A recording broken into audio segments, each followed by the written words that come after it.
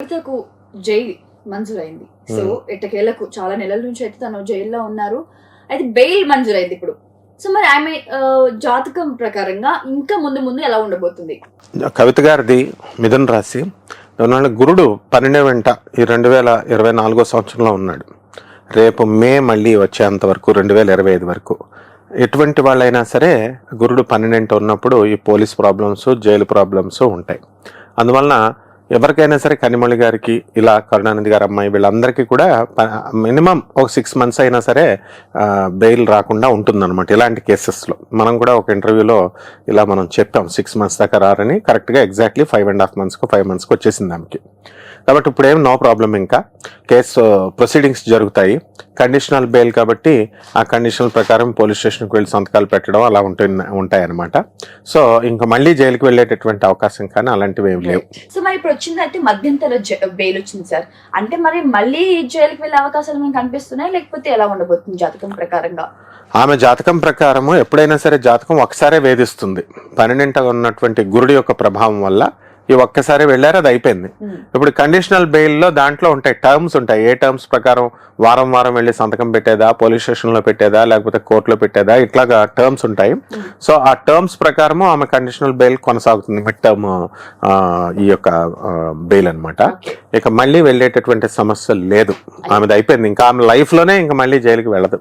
అయితే కవిత గారు బయటకు రావడంతో బీఆర్ఎస్ పార్టీకి మళ్ళీ పాత రోజులు వస్తున్నాయని వినిపిస్తున్నాయి.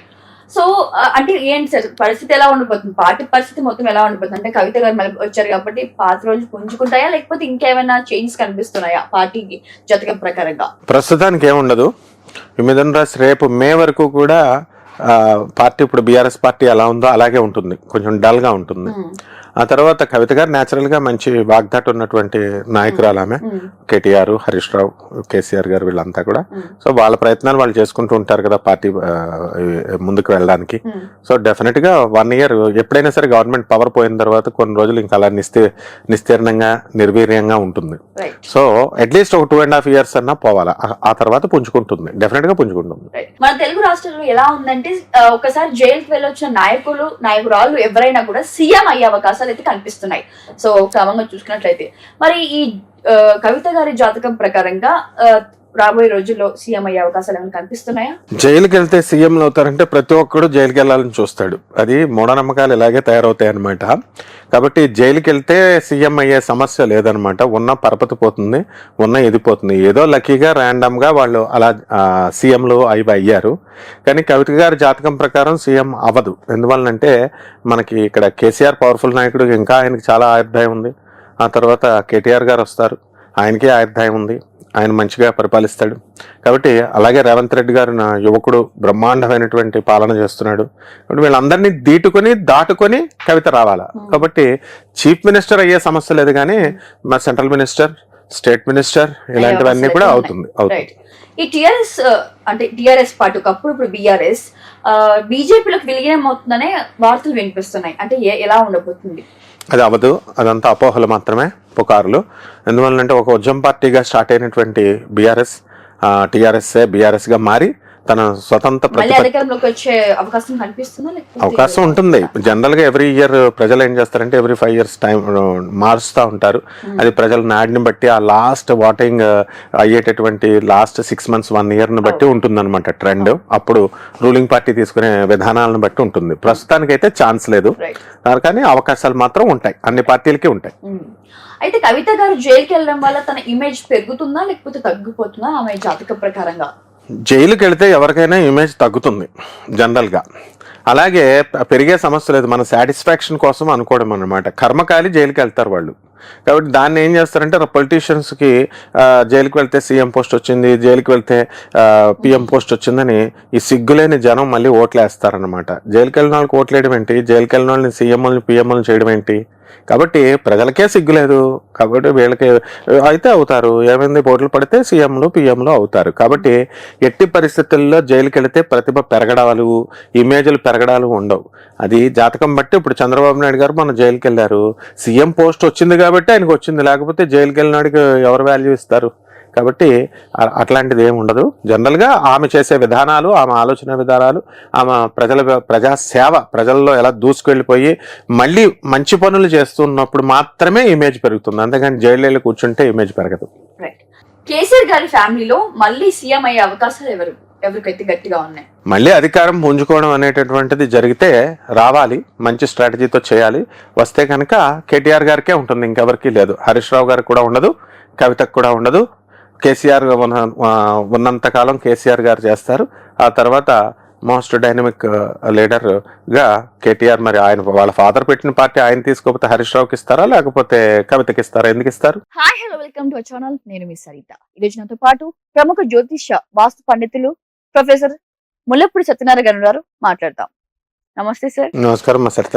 రైట్, శోభిత నాగచైతన్య ఎంగేజ్మెంట్ జరిగింది, మనకు అందరికీ తెలిసిన విషయమే. అయితే ఎంగేజ్మెంట్ జరిగిన కొద్ది రోజుల సమయంలోనే ఎన్కన్ వెంచర్ ని కూల్చివేత జరగడం మనకు తెలిసిన విషయమే.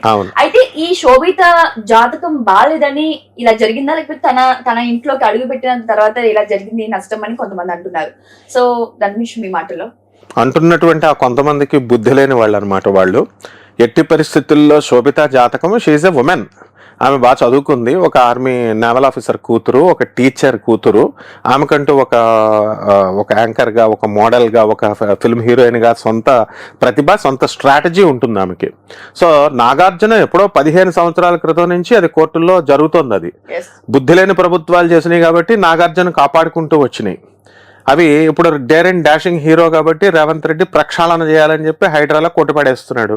కాబట్టి ఇప్పుడేదో శోభిత వచ్చిన మూలాన పోతుంది అని చెప్పడం చాలా తప్పు. ఆమె శోభిత యొక్క ఇండివిజువాలిటీని, ఇంటిగ్రిటీని, ఆమె పర్సనాలిటీని, ఆమె వ్యక్తిత్వాన్ని దెబ్బ కొట్టినట్టు అవుతుంది. అవన్నీ మూఢనమ్మకాలు ఇలాగే తయారవుతాయి. కాబట్టి నాగార్జున గారు ఎవరు తీసుకోమన్నారు ఆయన్ని? ఆ చెరువు FTL లెవెల్లో ఉన్న ల్యాండ్ని ఎవరు తీసుకోమన్నారు? సో తీసుకుని ఏమైనా ప్రజాసేవ చేస్తున్నారా? ఇప్పుడు అక్కడ ఫంక్షన్స్ హై పేమెంట్లు తీసుకోవట్లేదా?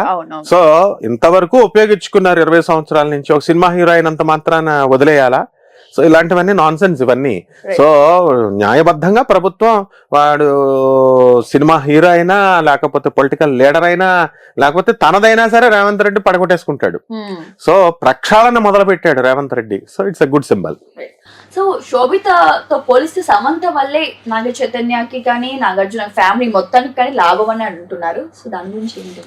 వాడు చెప్పేవాడు బుద్ధి లేనివాడు. ఇంకా బుద్ధి లేనటువంటి వాళ్ళు కొంతమంది ఫాలోవర్స్ తయారవుతారనమాట. నాకు వద్దు మొర్రో అని వెళ్ళిపోయిన ఆమె, నాకు వద్దు మొర్రో అని వీళ్ళు వదులుచుకున్న వాళ్ళు మళ్ళీ ఆమెతో పోల్చడం ఏంటి? యూజ్లెస్ ఫెలోస్ ఈ ప్రజలు. కాబట్టి సమంత ఇండివిజువల్ గా నాకు కాదు అనుకుంది, వెళ్ళిపోయింది. ఆమె కెరీర్ నా బిల్డప్ చేసుకుంటూ వెళ్ళిపోతుంది.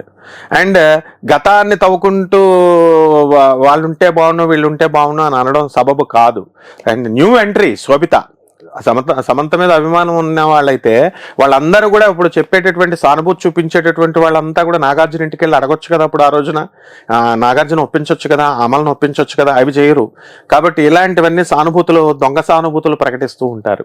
సో సమంతకే లేదు బాధ, శోభితకే లేదు బాధ, వీళ్ళకెందుకు? కాబట్టి శోభిత బ్రహ్మాండమైనటువంటి వ్యక్తిత్వంతో ఆమె నవ వధువుగా వస్తోంది. వాళ్ళకి ఫ్యామిలీ రిలేషన్స్ ఏర్పడ్డాయి, చేసుకుంటారు. కాబట్టి అలాంటిది ఏమీ లేదు. శోభితతో నాగ చైతన్య యొక్క జీవితం బ్రహ్మాండంగా ఉంటుంది. She starts a new life and we wish all to have a happy married life. Naga Chaitanya గారి జాతకం ప్రకారంగా మళ్ళీ విడాకులు తీసుకుంటారని వార్తలు వస్తున్నాయి.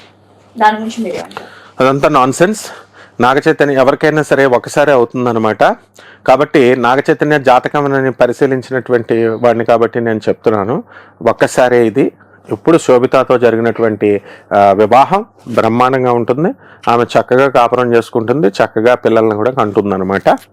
సో అసలు శోభితతో జాతకాన్ని తీసుకున్నప్పుడే వాళ్ళు ధనుస్సు రాశి కింద మార్చేసి షష్టాష్టకం కింద చెప్పడం జరిగింది కొంతమంది జ్యోతిష్కులు. యాక్చువల్గా ఆమె స్కూల్ రికార్డ్స్ వాళ్ళకి తెలీదు, ఆమె డేట్ ఆఫ్ బర్త్ సర్టిఫికేట్ వాళ్ళకి తెలీదు. సో ఆ విధంగా ఆ షష్టాష్టకాన్ని బేస్ చేసి శోభిత విడిపోతారు, నాగచైతన్యం విడిపోతారని ప్రచారం చేశారు. నో, హర్షేస్ వృషభ రాశి, అందువలన మంచి కంపాటబిలిటీ నాగచైతన్యకి శోభితకి ఉంది. వాళ్ళు బ్రహ్మాండంగా కాపురం చేసుకుంటారు, ముందుకు వెళతారు.